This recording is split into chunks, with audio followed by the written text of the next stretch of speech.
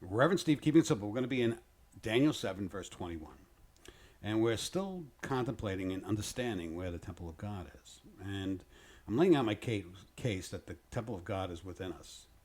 And I went to Corinthians and we looked at Corinthians 3, and those who destroy the temple, God will destroy.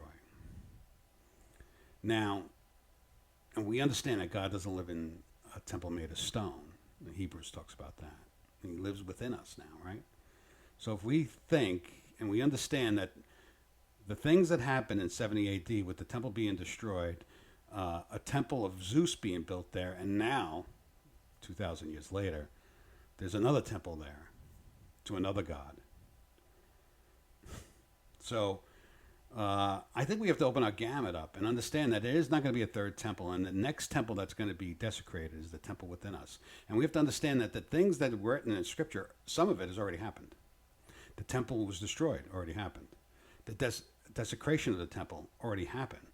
Is there going to be another desecration of the God's temple today? Yes, and this talks about that the Antichrist is going to have power over the saints. And if you think about power over the saints, and many of us, many scholars, people believe, well, many true scholars understand that the saints, when he says saints here, it's talking about the church. It's talking about believers. It's not talking about non-believers.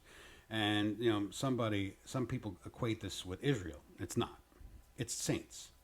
And this talks about the same thing it talks about in Revelation 13, that the Antichrist or the beast is going to have power over the saints. It says the same thing.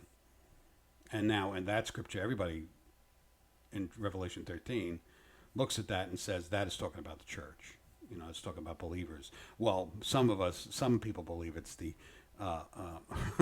is the left behind saints, which I don't follow and don't believe at all. That's a movie set. And I want to snap that, right? So let's get back into this. So let's read this and understand the power the Antichrist is going to have over us. And over what? Is the temple. If we're the temple, he's going to have power over the temple, God's temple. And let's read.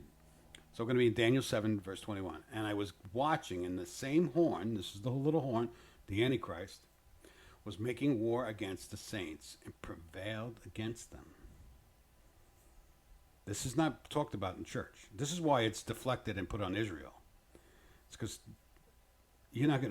churches are not going to get any money and keep the doors open if they preach this way, especially in Revelation 13, at the persecution of the saints. Some will be put into captivity. Some will die by the sword. Some will be beheaded in Revelation 20. Nobody wants to hear that. God bless.